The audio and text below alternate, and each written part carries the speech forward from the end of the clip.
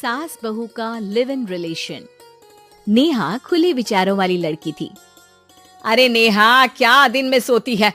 ससुराल में ऐसा नहीं चलेगा, वहाँ तो काम करना पड़ेगा। काम जितना काम होगा कर लूंगी माँ, पर अगर कोई ये कहे कि सारा आराम छोड़कर सिर्फ काम ही करना है तो ना भी ना, मुझे नहीं करनी शादी। अरे कैसी बात कर रही हो?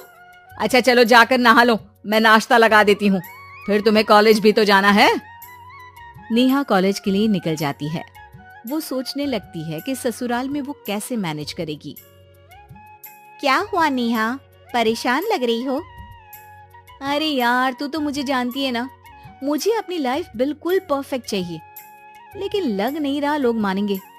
यार कहीं मेरी शादी ऐसे घर ना हो जाए जहाँ मेरी जिंदगी ही नरक हो जाए।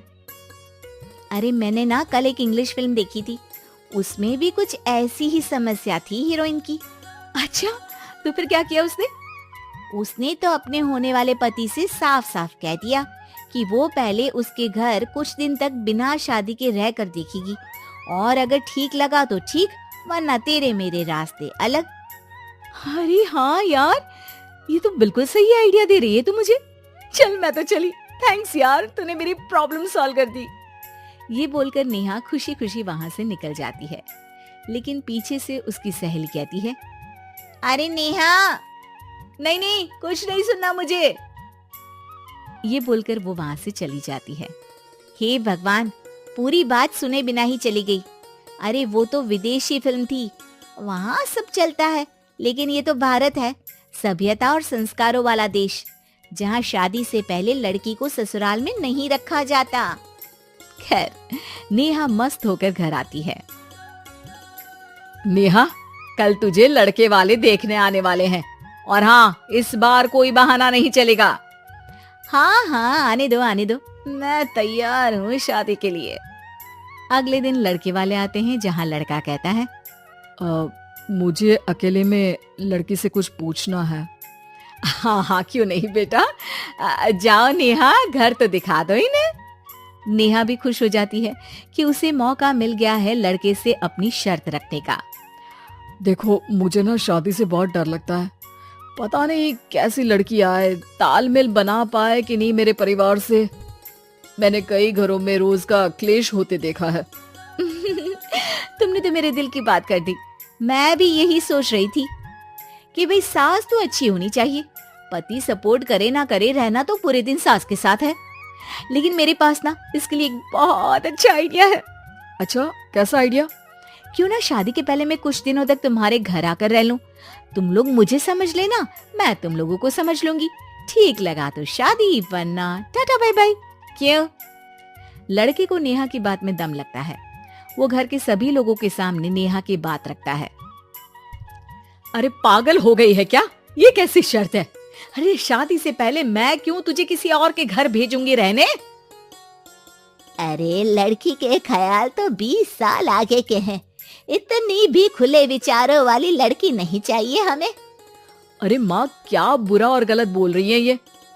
रहना तो हम दोनों का है ना, कल को कोई परेशानी आई तो तुम सब तो ये बोलकर निकल जाओगे कि जिंदगी तुम लोगों को ही निभानी है, तुम लोगों को जो करना है करो। तब क्या करूंगा बताओ? सबके समझाने पर वो लोग मान जाते हैं।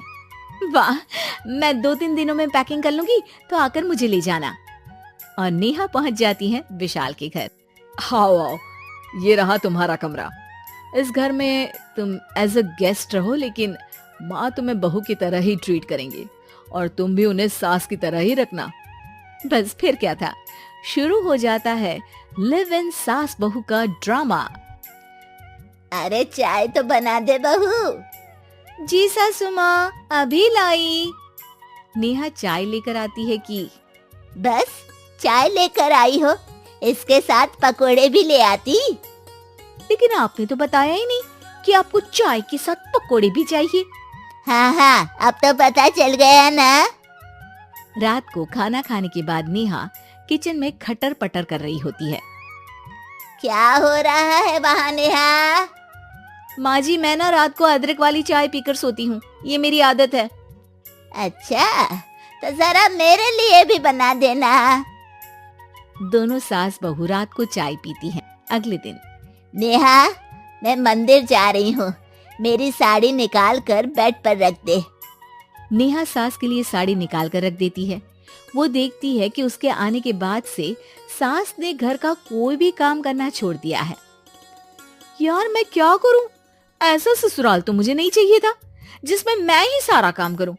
मैं तो ऐसा घर चाहती हूँ जहाँ सास और बहू दोनों मिलकर किचन में काम करें। हे भगवान, रात को चाय पी ली, पेट में गैस बन गई, अब तो चला भी नहीं जा रहा है। मुझे तो ऐसी बहू चाहिए जो हेल्थ के प्रति कॉन्शियस हो, क्योंकि वो ठीक रहेगी तभी तो मैं ठीक रहूंगी। दोनों समझ जाती हैं कि वो लोग एक दूसरे के लिए नहीं बने हैं। अगले दिन नेहा, जरा चाय तो ले आना। नेहा चाय के साथ चिला भी बनाकर ले आती है। सास खा पीकर सो जाती है। अगली सुबह तेरी बुआ सास आ रही है, उसे मैंने तेरे बारे में बताया है। तभी वहाँ गंवार से एक महिला आ जाती है। चलो यहाँ से निकलो, कुछ नहीं है खाने के लिए, जाओ। ए नेहा, तमीज से बात करो, ये मेरी ननद यानी आशीष की बुआ है। हाय रे दैया, इतनी आकड़ वाली लड़की! अरे यही है ना जो शादी से पहले ही आकर बस गई है यहाँ पर। बस नहीं गई हूँ, बसना है या नहीं ये डिसाइड करने आई थी, लेकिन इन लोगों के रिश्तेदार इतने गंवार हैं तो मैं तो ना कर रही इस घर में शादी। अरे भाभी, अरे क्या कमी थी हमारे आशीष में जो आपने ऐसी लड़की की शर्तों को मान लिया? अरे वो तो आशीष के कहने पर मैं झुक गई, वरना ऐसी लड़की को तो मैं घर में घुसने भी ना दूं।